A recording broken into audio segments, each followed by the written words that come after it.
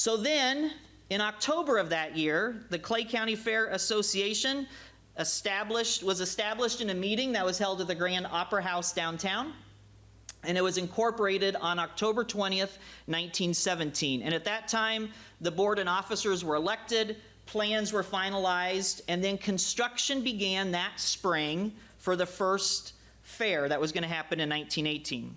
That first fair, this is kind of interesting, was held September 24th through the 27th. And another one of my predecessors, Mr. Bacon, who was a later secretary of the fair, said this: "The Clay County Fairgrounds were finished minutes before the gates were due to open. The morning of the opening day of the fair, I helped fair board members and other interested persons carry scraps of lumber out to the grounds as the carpenters were pounding their last nails into place, desperately trying to finish so that the fair patrons could be seated for the afternoon races." And what a fair they had in 1918. They didn't know it at the time, but it was 6 weeks before the armistice that ended World War I. In fact, you see the fair theme that year. This is a poster from that very first fair in 1918. "Better farm products will help win the war." Right down there at the bottom. And it was a great fair, that very first fair in 1918. More than 30,000 people attended the very first Clay County Fair, which made it the largest county fair in the state from the very beginning. It was wartime, so the 4th Iowa Infantry National Guard provided security.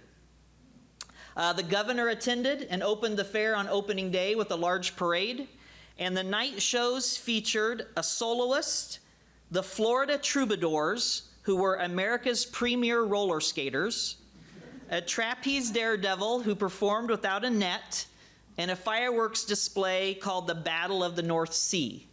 So every night that show was presented in the grandstand. So the fair started, as I just said, with really as large as it could be. It was the largest fair in Iowa the very first year it was held.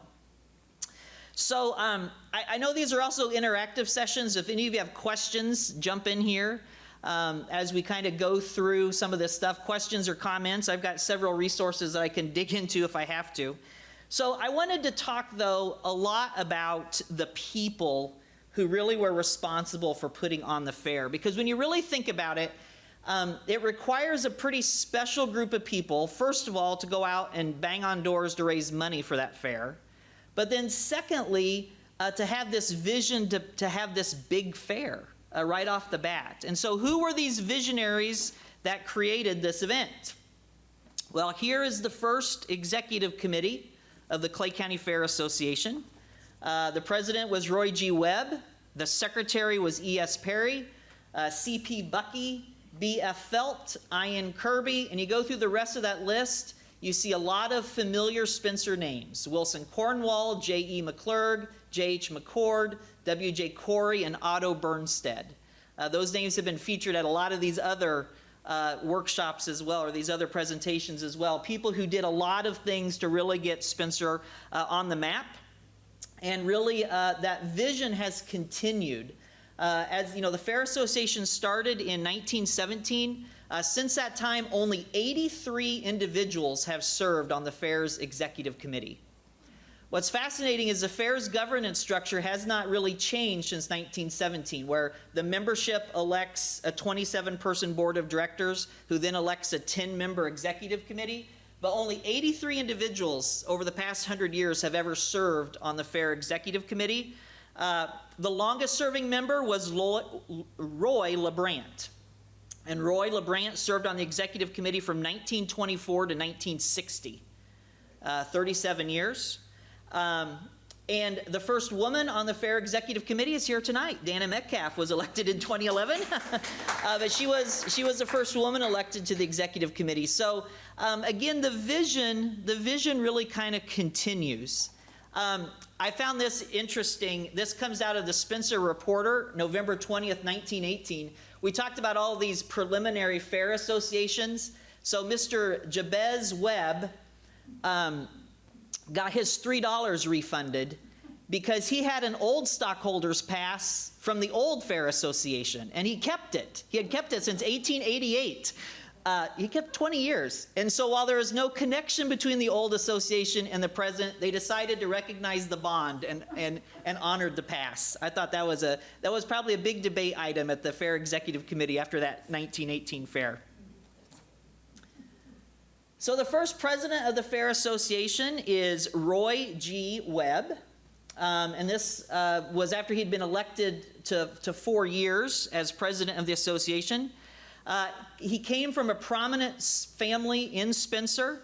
He spent time as president of the school board. He spent time as president of the Masonic Temple Association, and of course was the first president of the Clay County Fair Association. He farmed in Summit Township, where he had 600 sheep, 150 cattle, and lots of hogs. He was born in 1879 and died in 1942. Anybody want to know where he lived in Spencer? Where did he live? Where did he live? Does anybody know, really? He built the Parker House. That was his home. He built the Parker House. Yeah, the Webbs built the Parker House, and then the Parkers moved into it later. But definitely an interesting person in Spencer history. So you look at the presidents of the Fair Association, you see names like Bruce Knoll, who is president of Farmers Bank. You see names like Bob Keir, who is a state legislator. You see a lot of businessmen. You see attorneys. That's the list of the fair presidents. And again, even that list is relatively small when you really look at it. Dave Symington is the longest serving president in fair history, and he will maintain that title. Mainly because in 2015 we had some bylaw changes, and now our presidents are term limited. They can just serve 3 years as president. So this list will get longer as history goes on. But again, a list of some other names that you probably recognize. L.A. Witter was also a banker here in Spencer. And just an interesting list of people that again have had a lot of different connections to the community. Also, you see the asterisk up there by presidents. The other change that happened in 2015 as we went through a corporate kind of change, they are no longer presidents of the board, they're chairmen of the board. So that's the asterisk there representing that. So the other people involved with the fair are the people in my role, and that's as secretary of the Fair Association. Also very interesting, from 1917 to 1946.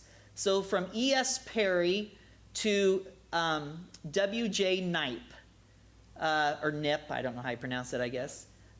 Those individuals, is it Nip? Is that right? Nip. Those individuals were part-time secretary of the fair, or part-time manager of the fair, and they were part-time director of the Spencer Commercial Club, now known as the Chamber of Commerce. So those individuals were part-time. Part-time fair, part-time Chamber of Commerce. Because of that, of course, the fair offices were downtown from the very beginning, and actually were downtown until 1977. And although this position split with Ben Nelson in 1947, fair offices remained downtown until Miles Johnson built an administration building on the fairgrounds. Anybody know some of the places where the fair offices were held or were located? On West 4th Street, where the Durmus is or something? Oh, the Medler building, right next to that. The Medler building is where it was the longest.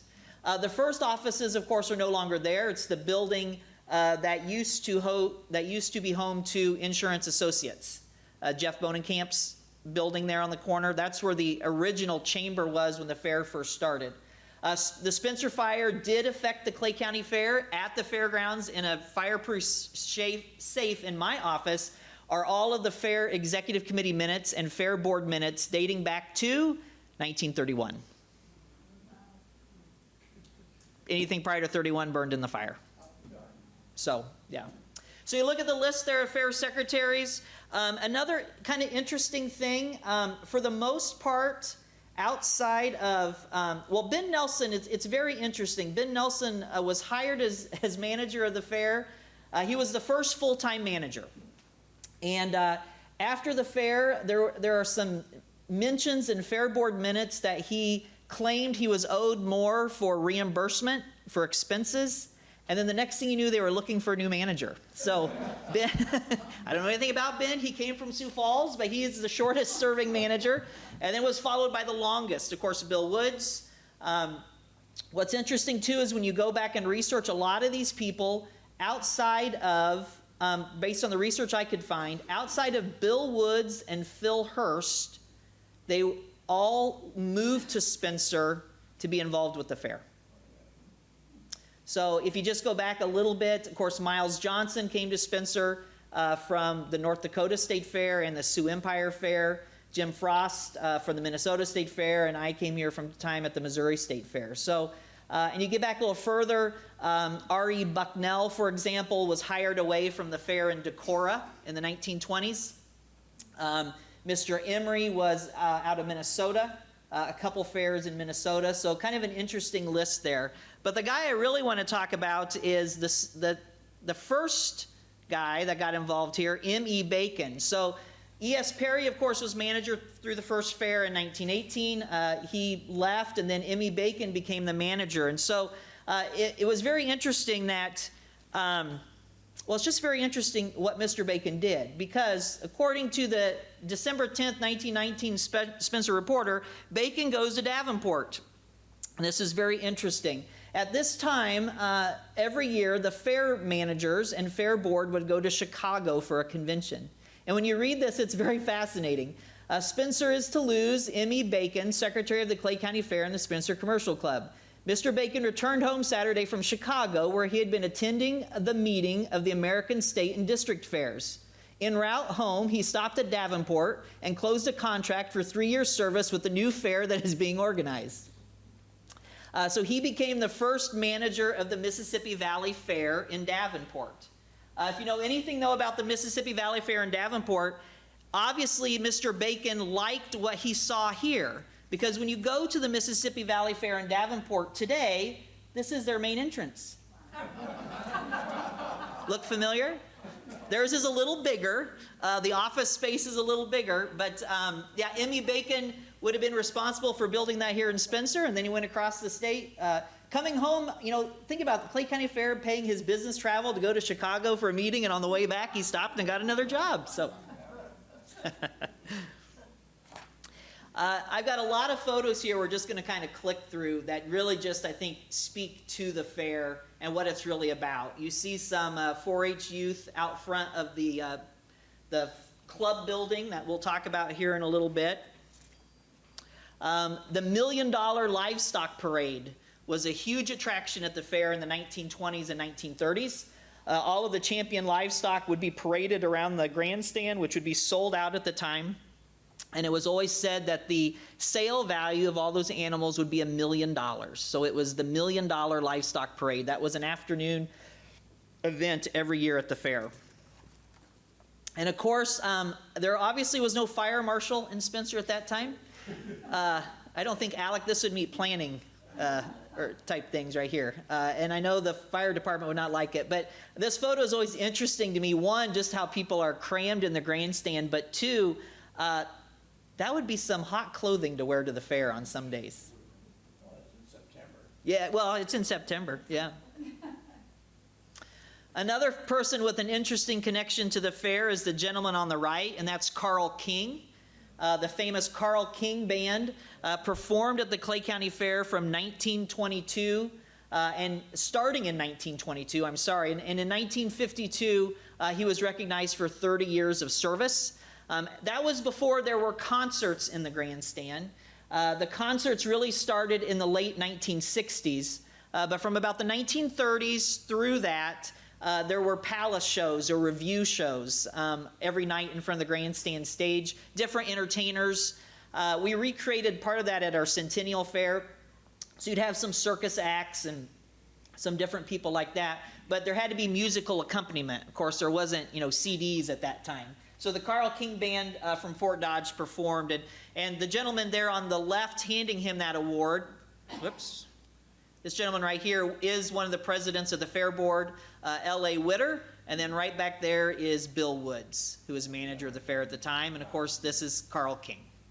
So that was in 1952. I thought this picture is interesting. This is from the mid-1960s, but all of these benches right in through here, we still have and you still sit on. They've been rebuilt a couple times, but I wondered kind of where that design came from, and they've at least been on the fairground since the early 1960s. Those benches now, of course, this is in front of the grandstand now, most of them are around our old office. So, and of course, weather has always been an issue at the fair, and this was just a rainy day in the late 60s, early 70s is what was on this photo. And how many of you were not allowed to eat at the fair? You had to eat out of the back of a vehicle. Several of you? Just a family picnic. I think that's one area where the fair has really changed over the years. You know, you laugh about it a little bit in today's world where, and my grandparents talk about this a lot too, that, you know, your parents, it was never safe to eat that food at the fairgrounds. But yet you could eat that potato salad and chicken out of the back of the car and be just fine. You know that? Different times, different times. But this is just a family enjoying lunch out in the parking lot. So, and then here's a line for buying tickets in the grandstand. Lined up to get into one of the afternoon performances. Again, not sure of the year on this. You see again a lot of hats and ties, but a big line. And there's also this kind of monstrosity, for lack of better words, right here.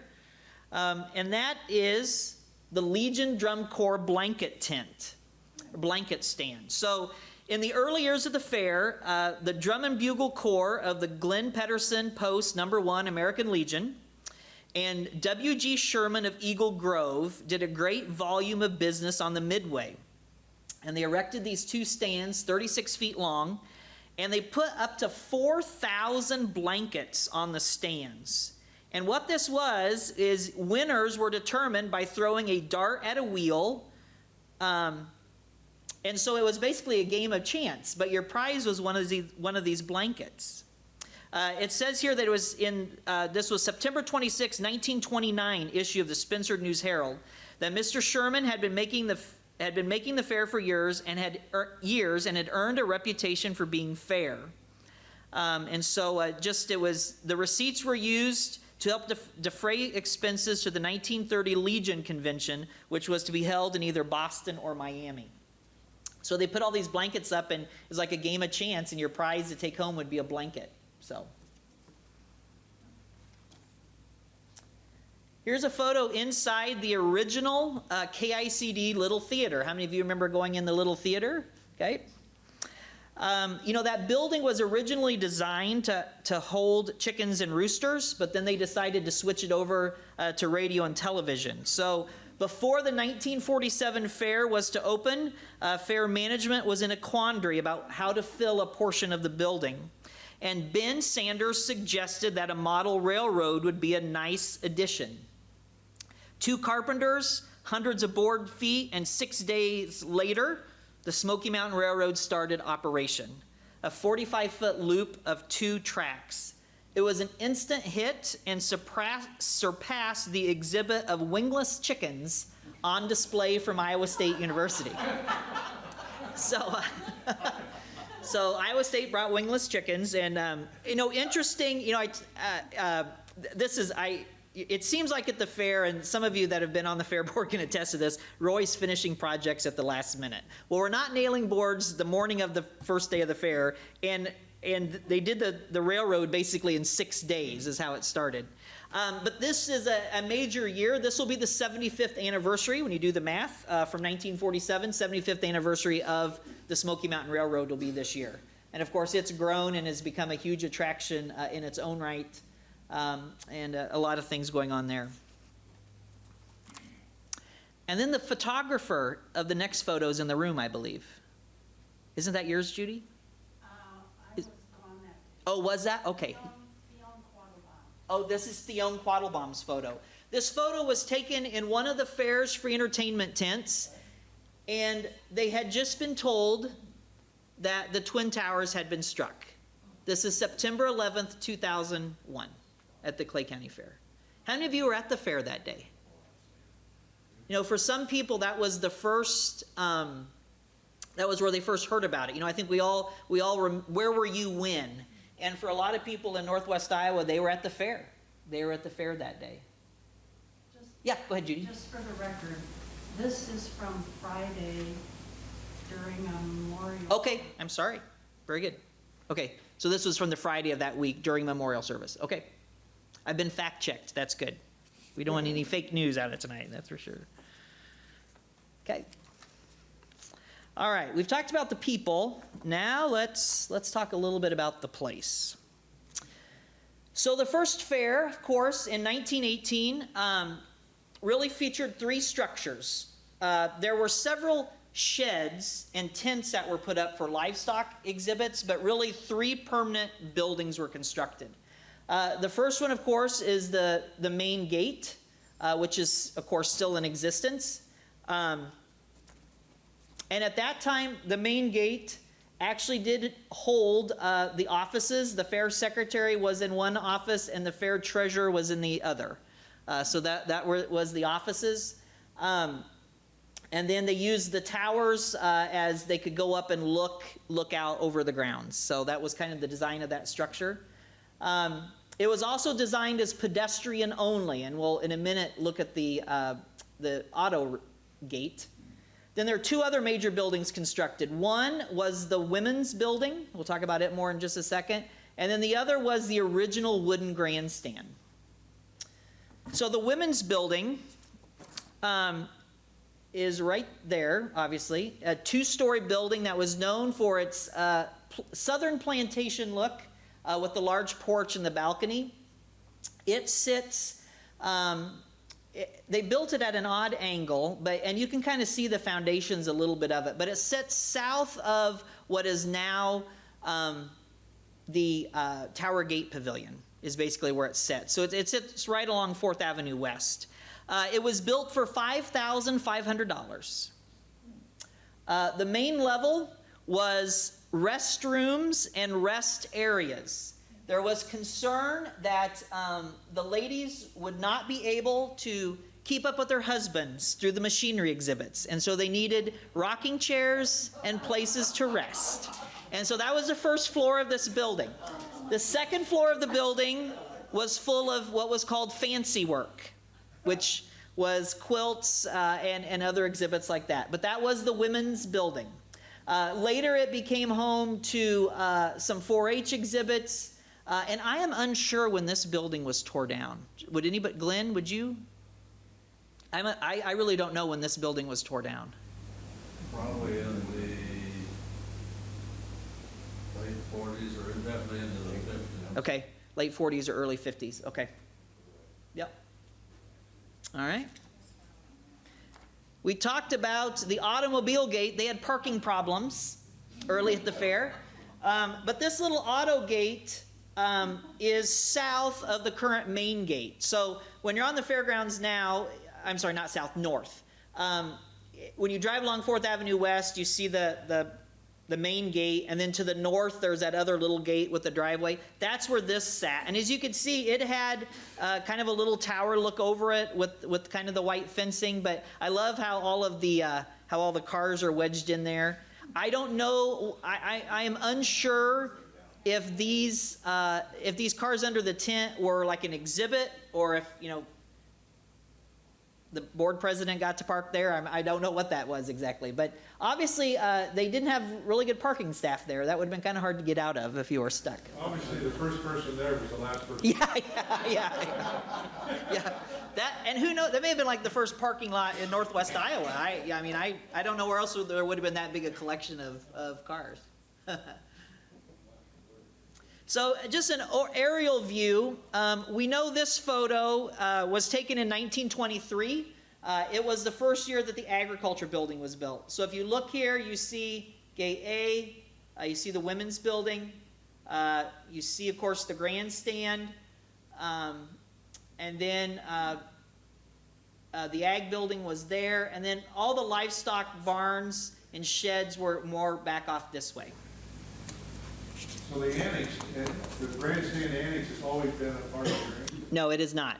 So this, we'll talk about that in a minute, but this whole thing was tore down. So we'll get to that in a minute. Yeah, yep. And then in the early 1930s, the fairgrounds started expanding west. So there was an exhibit building put here. And then, of course, you see this large building here that we're going to talk again a little more about. That was the Boys and Girls Club building. This is an interesting building. It was built in 1929 for $27,500. It was called the finest and only one of its kind on any fairgrounds in America.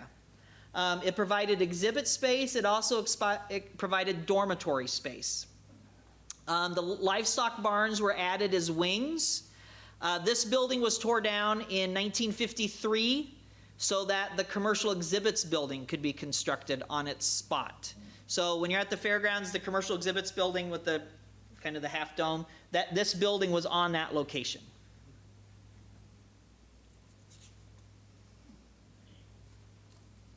So That was straight in from the front gate. yeah. Right. Yep. And you go back to this photo here, you can see that. And Glenn is exactly right. So it wasn't exactly where the building sat. It's really where the street is that runs south of that building. But yeah, and so the idea was you had the main gate, then you had this big building at the end, and the fair was supposed to fit in between. And obviously when commercial exhibit building was built, they needed to make some changes. So that leads us to the property of the Fair Association. So we talked about, this is kind of hard to see, but you kind of see the square right there, which includes the racetrack. If you're familiar with the fairgrounds today, basically take the racetrack, go west of the event center, and then the road that runs south of the livestock pavilion, the depot, this square, that's that original 40 acres that Clay County purchased and just recently gave to the fair. That's really a very funny story. It really is, because we had assumed that we owned it. The county had no idea that they owned it. And we were working with our attorney just to do some title pin and clean it up. And he's like, there is no record that that land was ever transferred to the Fair Association. So anyway, so that's the original 40. And then parcel number 4, which is across the street from 4th Avenue West, was purchased in 1934. Parcel 6, which is a large chunk, basically extending the fairgrounds all the way to 11th Avenue, was purchased in 1936, which again is very fascinating. Why are you buying land in the Depression? I mean, what's your vision? What's maybe land was cheap. I'm sure there were a lot of issues going on, but still, I mean, you're building. You're expanding, and then of course most of the cattle barns were all built in the 1930s. Huge expansion going on. So parcel 6, which again, still though that road south of the outdoor arena. So parcel 6 was in 1936. In 1950, parcel 3 was purchased, basically between 3rd Avenue East and the railroad tracks. So that was purchased in 1950. 1965, this southern portion was purchased. So basically everything south, if you drive through the fairgrounds on that main, come in gate C, the depot, the outdoor arena, but all of that south was purchased in 1965. Then in 1980, all the property across the street was purchased.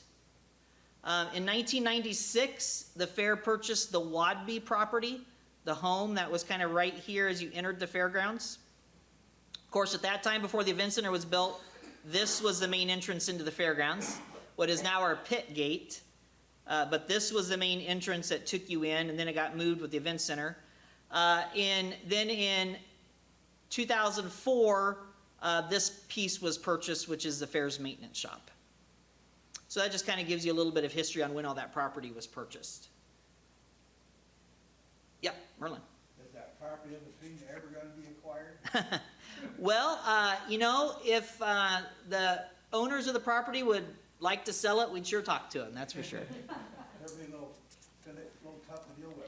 Well, I don't want to comment on anybody's property. You want to keep your property, I guess, so, yeah. So in 1931, this building was going up. What else happened in 1931? The Spencer Fire. The $45,000 steel and concrete grandstand with a seating capacity of 5,000 was built in the year of the Great Fire, 1931. With a $700,000 rebuilding program underway and new buildings rising from the ashes in downtown Spencer, Spencer businessmen still loaned the Fair Association money for erection of the grandstand. So that's in 1931. Now, to Bill's point, what they did, if we go back here, the wooden bleachers were taken down. This portion of the grandstand was split in half and moved to either side. See that right there? That's the old grandstand. They moved half of it there and they moved half of it here for additional seating. There was no annex on the grandstand at that time. There was no annex. So in 1931, the grandstand was built. What's interesting is the grandstand originally was an open frame structure. It wasn't until 1934 that the walls were put on the grandstand and it was turned into exhibit space underneath. It originally was just an open steel structure with there were no walls on it. It was just like bleachers. And then in 1936, the old sections were removed and the annex was constructed. And here in a minute, well, I'll show you a picture of what the grandstand looked like before the annex. But in 1936 is when the annex was put on and basically the grandstand achieved its current form. As many of you know, until 1980, the carnival was east of the grandstand. 4th Avenue West was closed, and this is a picture of the Art Thomas shows, which was the carnival provider for many years. But the carnival is east of the grandstand. When the fair acquired the property to the north in 1980 and parking moved to the north, that's when camping came over and all of the machinery exhibits expanded.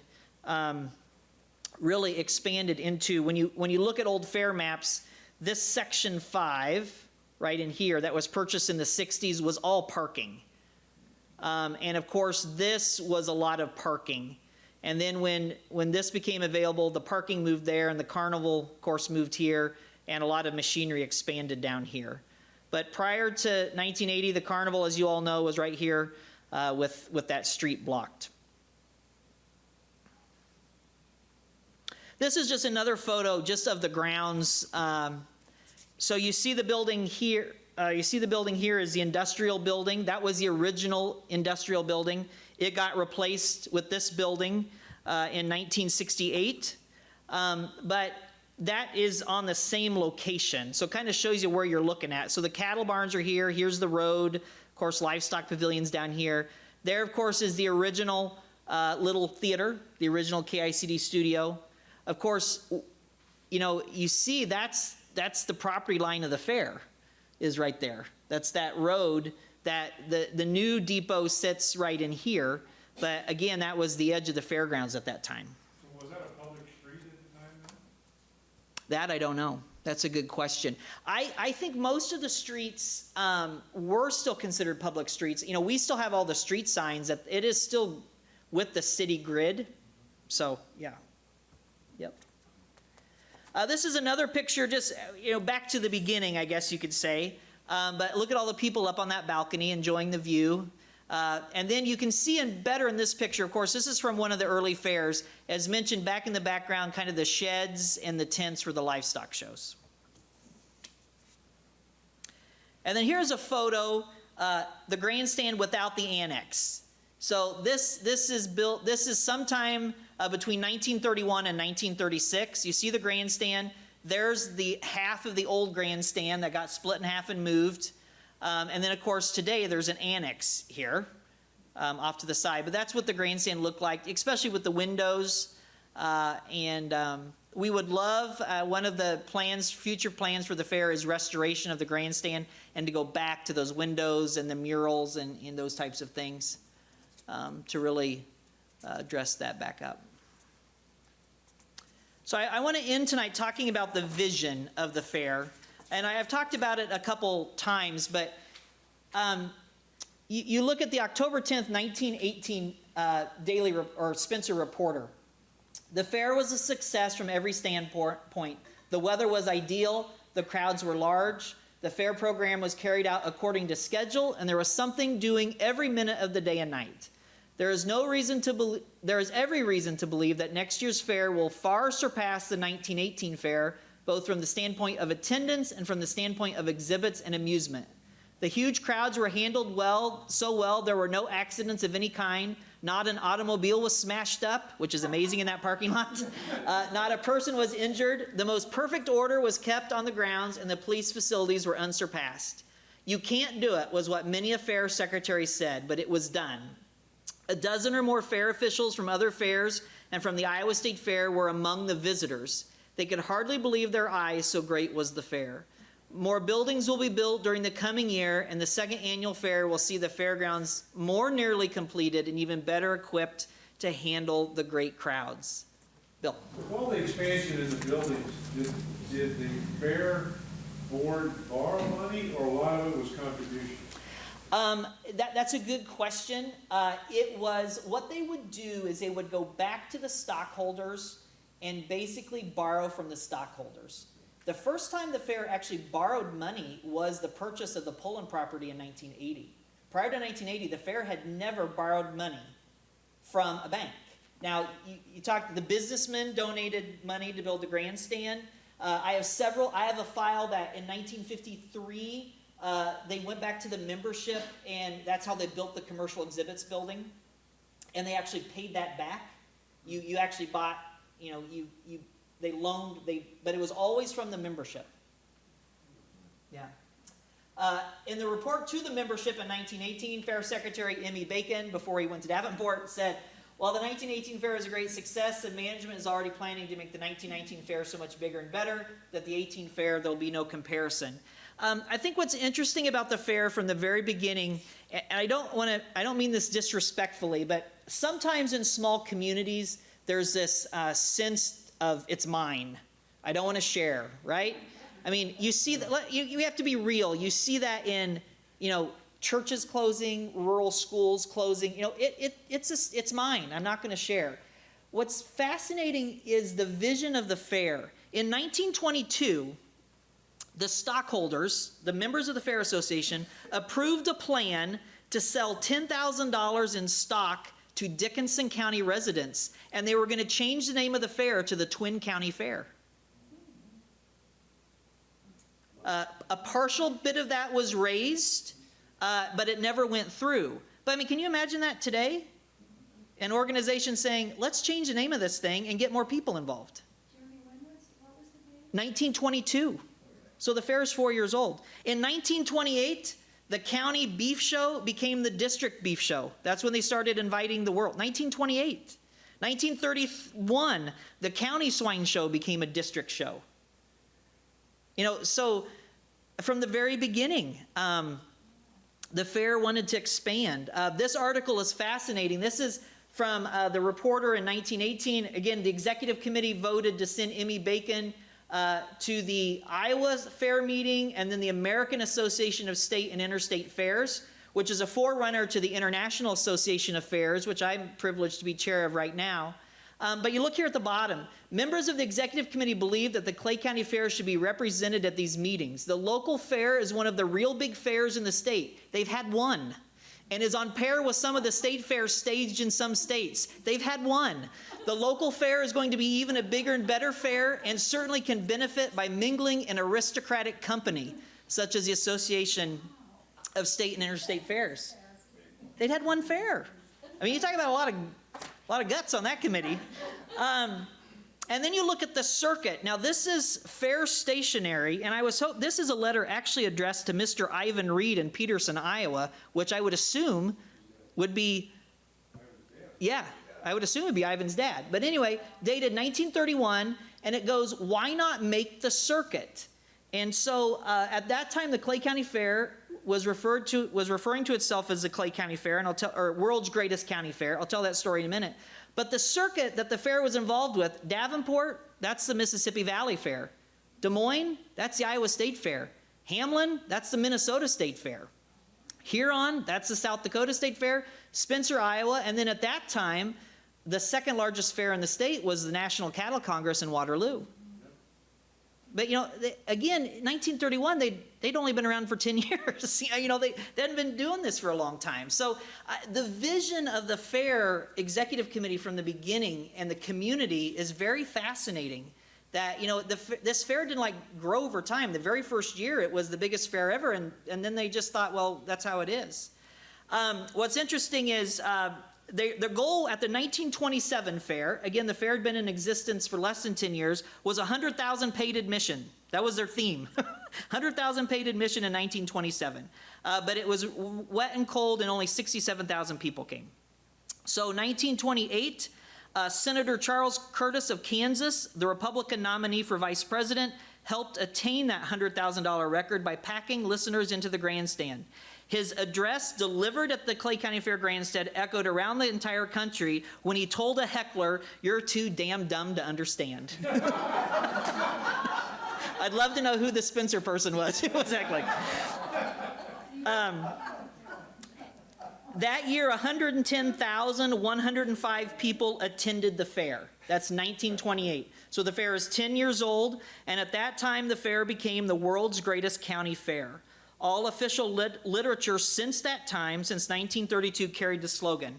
In 1932, Leo Daly, the fair secretary, explained that that slogan was taken when statistics proved that the Clay County Fair was the largest county fair in the United States at that time. We no longer hold that title. There are some other fairs, county fairs. The San Diego County Fair is larger attendance than us. The Los Angeles County Fair in Pomona, California. The Erie County Fair in Buffalo, New York. There are a few that are larger than us. 1965, and with this I'm done. Fair Board President Bob Keir, in his report to the membership, said, "The fair is you. It's alive, growing, meeting new challenges. We're proud of our fair, old as it is, but as new as it must be, because we believe it is our duty as custodians of your fair to give you an attractive program. This is your fair, designed with you in mind." And I think that's what we've really continued since that. Some other resources for you if you want to know more. There was the Palimpsest, I think I pronounced that right, is a magazine put out by the State Historical Society in Iowa. In 1950, they had a whole issue focused on the Clay County Fair. Mary Houston wrote a book in 1992. Many of you probably have that at home, saluting 75 years of people, pride, and progress. Arla Kintai in 2017 wrote a book, "Fairgoers Do Not Live on Fried Food Alone." I know you can purchase that, I think, at Arts on Grand. The Fair did a centennial book in 2017, and then the Fair Archives, in our old office back in the back is the Fair Archives, and it truly is an archives. We partner with Clay County Heritage. Every item in that archives has been cataloged and is part of the Parker system. So if you want to go see what the entertainment was in 1929, we've got, I mean, Braden at Clay County Heritage can look it up, and we know exactly where it is. It's all been cataloged. All these photos came out of the Fair Archives. There are thousands more. So that's kind of where we are with that. So, questions? Yes, Sam? Make a comment. Sure. When you guys made the investment and moved the Midway and got 4th Avenue West open, the neighborhood rejoiced. Then you got the parking lot north of the fairgrounds, and it got better yet. It used to be back in the era, big vans were in. Sorry, I forgot about that.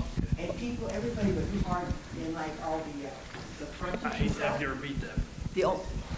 The only thing with parking up there originally was everybody parked generally in their yards, probably some of them paid, but you couldn't see to get out. You could hardly, we backed in our driveway for decades and decades because you couldn't see to get out. And people go, "Well, it'll be late tonight." And I said, "Forget it, back in now." And the first time, if somebody would come and park at night to go to the grandstand, second time they'd be backing in because you sat there and you just couldn't get out. And then the north went open, and safety-wise, that that was just tremendous. Thank you for that. Any other questions or comments, or? Oh, Merlin? Here, let me bring this over to you. The racetrack, it always been, wasn't, Oh, go ahead. the racetrack, was it more than a half mile previously? Is it still a half mile? Yeah, good question. That's a good question. So it originally was a half mile dirt horse racing track. In 2007, it was replaced with a 3/8 mile banked clay track. But yet the Clay County Fairgrounds never had a mile racetrack. The half mile was the biggest track. And it was there till 2007. What's a 3/8? What do you mean by 3/8? It's 3/8 of a mile. Now, Yeah, 3/8 of a mile. That's kind of the perfect distance for racing, I guess. Banked, so, yep. 3/8. And at that time, it was, of course, half mile flat dirt track. Now it's the 3/8 banked clay. Yep. Jerry, what would you? We're supposed to hand you this so they can hear you online. Okay, yeah. What would you like to see in the future? Could you give me 2 or 3 things you think would be really great that we could add to the fair? Yeah, thank you. That's a good question. So, what do we want to add to the fair? I think the first thing we have to do is there's one facility for sure on the grounds, 2 facilities that really we have to look at improving and restoring. One of those is the grandstand. It's 100 years old, and just appearance, it needs a facelift for sure, but just also in today's world with restrooms and handicap accessibility, that building, the grandstand was not built for that. So I think that's something, I talked for a long time about this, but if the fair wants to continue to bring big concerts in, we have to have a better facility because what we have is not up to par. So that's something we have to think about. The other thing is our cattle barns desperately need some work. So there's some new facilities I think that we need to do. I think, facilities are part of it. I think, though, from a programming perspective, I think we're going to have to continue to push, and I think you're going to probably see us try to be more involved a little bit in the public eye because it's hard to get volunteers. It's hard to recruit that support. But I think that's a second thing, and I think some facility improvements are desperately needed. But really, it's going to be just to make sure we're keeping, the fair alive and going. It obviously has been for over 100 years, and really keeping that big vision alive that's really made the fair go. Jeremy, do you think if COVID wouldn't have happened, the 2 or 3 things you just mentioned would have been more closer to coming to fruition? Yeah, I think so. COVID for us really has put it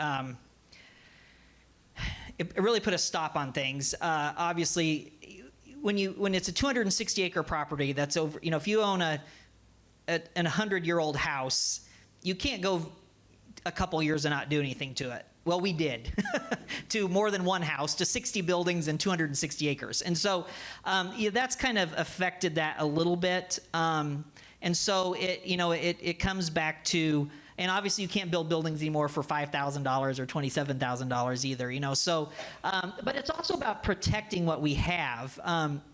The commercial exhibits building is a beautiful structure when you get inside of that with the wood, the wood ceiling inside, but it was built in 1954. Even some other buildings, industrial building, 4-H building, those buildings were built in the 60s. So there's just a lot of upkeep that has to be done. People's expectations are higher today when they go to events. They want nicer bathrooms, they want paved streets, they want all those types of things. So, we're gonna have to continue to move forward in that area. But yeah, COVID definitely was not something we'd like to do again, for sure. Any other questions, or Mr. Rose? Are you kicking me off? No, one more thing. I'd like to have you talk about your fundraiser coming up soon, and if you can just maybe quickly point out the economic advantage of having the fair. Sure. So first of all, I talked about new facilities. So how are we going to pay for those new facilities? Well, one of the things that the fair did in that Jim Frost during his tenure, Jim Frost's tenure as manager of the fair was relatively brief when you look at the timeline, but some major things happened during Jim's tenure. One of those was the fact that the fair was zoned a fair district by the city. which allows some extra flexibility with some of the things we do. The second thing, what? Yeah, well, I wasn't going to say that. But the second piece of that was the local option sales tax, the 1 cent local option sales tax that went to the school, went to the city, 10% went to the fair, which allowed for the construction of the event center. And then the third thing that Jim did during his tenure was the creation of the charitable trust. And the charitable trust, the Fair Association is a 501c5 organization, which is interesting in the tax world. 501c5s are ag societies or horse racing facilities. There's your did you know, Prairie Meadows Racetrack in Des Moines is a 501c5 nonprofit. Same as the Clay County Fair. Yeah, it's an ag society. But of course, ag societies, if you donate to an ag society, you don't get the benefit. So the fair established the charitable trust, which is basically our foundation, which is a 501c3, which then means donors can donate and get the tax benefits from that. So a long story to say, our charitable trust on June 4th is having a fundraising event. It's called Farm to Fork Fundraiser. Obviously, the mission of the fair is agriculture and agriculture education. So it's a locally produced meal. It's all food that is going to come from people that will be there that night and tell you where the ingredients came from because they raised them or grew those ingredients. And then there's entertainment with the Britons. There's a silent auction, a live auction, just a big fundraiser for the Fair Charitable Trust. And you can purchase those tickets online at our website, or you can go to the fair office. The second thing you wanted me to talk about was, do you remember? Oh, economic impact. Thank you. I'm glad you remember, Bob. Again, you remember way more than I do. You straightened me out a lot. Yeah, no. So we had an economic impact study done it's been about 10 years now, 10 years ago. And what we did is we focused on how much did people outside of Clay County spend in Clay County, not at the fairgrounds. Now, I know that doesn't make a lot of sense, but so basically, if you live in Royal and came to Spencer to either the fair or something that happened at the fairgrounds throughout the year, auto race, a wedding reception, we didn't count you. But if you lived outside the county and drove into Spencer, how much did you spend in the community, not at the fairgrounds? So at a gas station, at a convenience store, at a restaurant, at the mall, or how much did you spend? And 10 years ago, that number was between $5 and $6 million, just direct spend. And that's not an economic impact multiplier. That was just the direct spend. We have auto racing coming up. We know from that study that racers spend about $100 a night in Spencer on fuel or food or something, not at the racetrack. When you look at what we did last year, just the speedway alone, just the drivers, that was about an $88,000 impact on the local economy. So, a lot of things of what we do really keep businesses in Spencer going, especially as we bring people in on a year-round basis. So, that's kind of our goal as well to, if you're the thing that the community is known for, you'd better do a good job, right? And so that's kind of what we really focus on, so. An hour, right? We did it. I'm done. Well, Jeremy, thank you so much. This has been a very, very interesting. Most of us thought we knew a lot about the fair, but every time I hear you talk, I learn something new. So, hey, it's been wonderful. This is our final one. Oh, Kathy, you have a question. You mentioned about Jeremy is the president of the International Fair Association. That is a huge deal. Are you the youngest one that's ever been? You may be, but you're the best one, I'm sure. So, as I talked about a little bit ago, in 1918, they sent Emmy Bacon to the Association of Interstate Fairs, and that organization morphed into the International Association of Fairs and Expositions. And again, the Clay County Fair has been an active member of the IAFE since its inception. And so, as Kathy mentioned, I have the honor this year of serving as chairman of the International Association of Fairs. The IFE is about 140 years old, and only 8 of us have been county fair managers. They've always been from state fairs. I'm also fortunate, of those 8, 2 have been from Clay County. The other one was Miles Johnson in 1990. And Miles, of course, is now members of the IFE Hall of Fame. Miles is as well. So it's good to follow in those footsteps, and thank you for that, Kathy. I'm the second youngest chair ever in history, but definitely proud to represent Iowa.